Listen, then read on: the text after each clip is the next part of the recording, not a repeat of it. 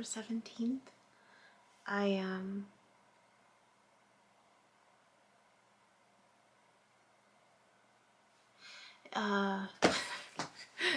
squirrel. I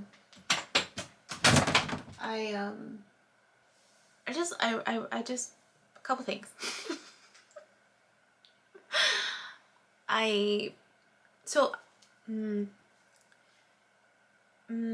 So I mentioned that I am using the birth chart in session when I assess my clients and kind of make sure it matches with their belief system, and you know, letting them know kind of where I'm at on learning how to utilize this tool. And so anyways, in that process, right, for those particular clients who are open to that, I also provide resources and references for them to kind of take on if that's the path that they're wanting to follow, right?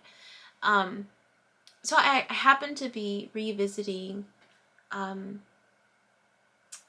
Christina Lopez's videos on which, you know, just being mindful of what information I'm sharing, and making sure that it's information that is helpful, right? At the end of the day, it's helpful.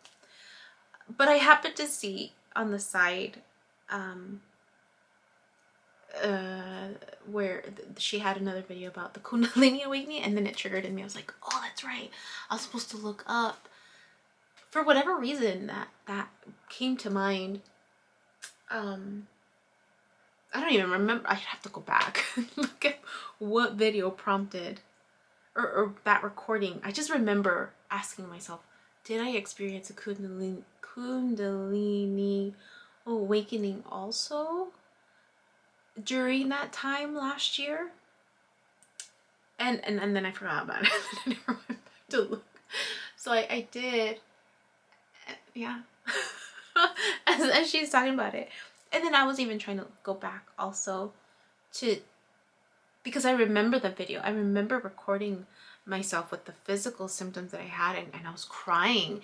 And I remember not being able to physically move and just laying on the bed and feeling all my muscles, like my back just cramping up in a way that I've never experienced. And I have to preface, I was never one to have a lot of illnesses or significant illnesses growing up. Like, I've never had a broken bone. I have some scars of like where I cut myself open, but I've never really broken anything or had like a significant physical health ailment, if you will, where I required like surgeries. I think I had an eye surgery once because I had a mole on my eye, and I don't know what they did, but I do remember that experience, and it was nothing drastic. I did have an ear, the 3 little bones in right. That's my right ear. That's my right ear. We're hardening up, and I was actually losing my hearing, and I did have a transplant. I don't remember what they're called, but so instead of the 3 little bones, I have like a little metal. It's not metal, but it's is it a transplant? What is it? Not a transplant. Something in there. It helped improve my hearing, but it's not completely the same on both sides. So I had that surgery. That was like the last big surgery where I had time off work. My whole like equilibrium, I remember my equilibrium was thrown off, and thinking, whoa, this is weird, because I've never been bedridden to that degree. So I've been pretty healthy. Like, I've been pretty healthy for the most part. Minor things, right? I hardly ever get sick. I mean, the only thing was like major like digestion issues. That has been a common theme throughout my life. And just weight gain, I think, was like the biggest issue. But I was really imbalanced growing up. Like, I really was significantly imbalanced. And as I'm learning more about my birth chart, like that is digestion issues tends to be a theme. But anyways, so even like the cramping stuff, like I remember the pain before all of this happened was the burning sensation that I would get up and down my arms, where they kind of diagnosed me with peripheral neuropathy, but I was just like, that's because I mean it makes sense for the diagnosis, but really I needed to, and I was working out as when I was lifting a lot of weights, like lifting weights, and so I thought I had hurt my back, but no, I did all the testing and they couldn't find a reason, and it's stress induced. It was really all stress induced. And so when I started doing more of the what is that called? I did Tai Chi. I cut back on work. I was trying to just release a lot of the stress. Then things would get better, and then I couldn't sit down a lot. I had to stand up and just kind of keep my body circulating. And then I was going and getting the deep tissue massages, and that helped. But after that point, I did notice an increased sensitivity to stress, and it just made everything so much more sensitive. So anyways, the cramping, the body cramping, I remember getting like runner's cramps or cramps at night, but this cramping was different. Even like menstrual cramping, I never really had issues. The only other issues menstruation wise was that I didn't ovulate, but that was when I was under a lot of stress. But even the cramping or the PMS symptoms, it was only one day, like one day of some cramping, and then it'd be fine. This was whole body cramping. And so she talks about the involuntary muscle movement. She also mentioned fire and heat, and I do remember burning sensation, like just a burning sensation all through my body. And she talks about it like months that she experienced it, and I was just like, did I experience it for months? Because my concept of time was a little off during then. So I don't know, I don't remember if these symptoms were across like a time period. But a lot of the other stuff she talks about was like, yeah, I had the energy. Yeah, intense emotional changes. Yeah, increased sensitivity. I didn't have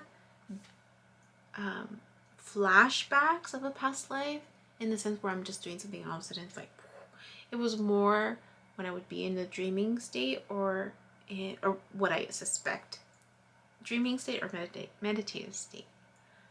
And I do remember like a night or two where I woke up and I felt like I was like on fire. Like I remember thinking, oh my gosh, why am I so hot? I'm sweating. And it was like a night where it was like really cold. So yeah, it confirms, I think, that I also had a Kundalini awakening at that time frame. And then I came across another video, and the thing is that I remember watching all of these videos, but I don't remember connecting the dots. I think I was just so overwhelmed with just a little bit of the information that I was just trying to process and digest and kind of figure out. So I just continue to start putting this stuff together, I guess. The ascension symptoms is what I'm looking at also, as to figure out if that's also something that I went through. I don't know. But the Kundalini one makes sense. Because I remember the body that I never experienced pain like that before. And really, it's this quick progression of over a year span of me going through this experience and this healing. And I remember even like family members just kind of being in awe of like, why is this not affecting you? Or why are you not falling apart?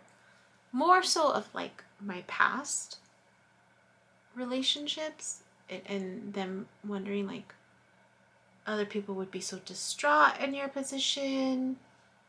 And I mean, I remember even my ex saying like, oh, it seems like you're graduated from your healing. I'm like, I'm sorry.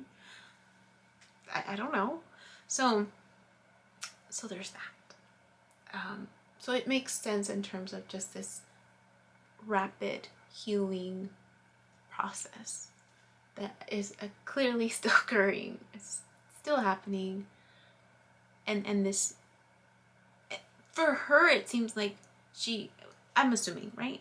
She was able to like tap into her spiritual gifts a lot faster. Whereas for me, it just feels like I'm getting bite-sized. I mentioned before, like, I feel like I'm being breadcrumbed through this process. I'm just like, here's a little bit for you, chew on. And then I digest it, and then through this medium. For a reason, for a purpose, I guess, right? So I just have to be patient with that process. So I just wanted to talk on that confirmation of confirming that, yes, I did go through a Kundalini awakening last year, around this time. And, yeah. And then I just wanted to report that I got an email confirming that I am going to be speaking at the open mic for Galeria de la Raza. And I'll include the link, I guess, after I debrief on how that experience was. That'll be this in a few days. Actually in 2 days. Pasado mañana. So I'm just waiting on, they reached out. So I'm assuming my poem that I submitted is the one that they are okay. Unless,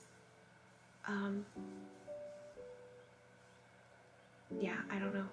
We'll see. But I'm excited. Something new.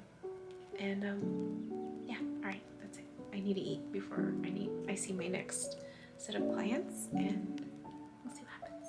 Bye. Hi, my name is Yubi, and in case you haven't figured it out, this footage is capturing my experience as I learn to navigate my personal spiritual awakening. I am learning that this experience is unique to each one of us. In whatever way we believe we are embracing living our truth, this just happens to be my journey. And despite me having a graduate degree and a license in clinical social work, this by no means is intended to replace any type of mental health advice. This is just me on a personal level, documenting my experience, shedding light on the truth that I am learning and discovering for myself, and really inviting you along for the ride.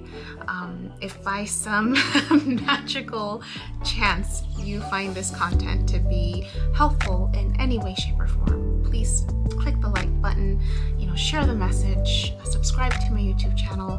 I have an Instagram account, a personal one, and one specifically for this channel that you're more than welcome to check out. I'm an open book. I have also created t-shirt designs. I'm wearing my favorite one right now, which is the North Node design, but I have that and other things that you can look at inspired by this process and journey, and I have the link in the description box as well as in the about section of my YouTube channel. So you're more than welcome to check those items out. Any type of support is great. Again, if you find this content really helpful or meaningful, sometimes when we take that step and be vulnerable, with showing what's inside our hearts and what's really our truth, we realize that we're much more connected than what we thought we were. And so I hope that as I'm living this experience, and that you find some type of truth for yourself, or find some type of ability to heal in some way just by relating, just by knowing that you're not alone. That really has been my goal with this process, not just being able to connect with others, but really for my own healing. It's definitely been a therapeutic experience and a very creative one for myself. So I thank you, and I wish you all the best, and we'll see what else comes next for me.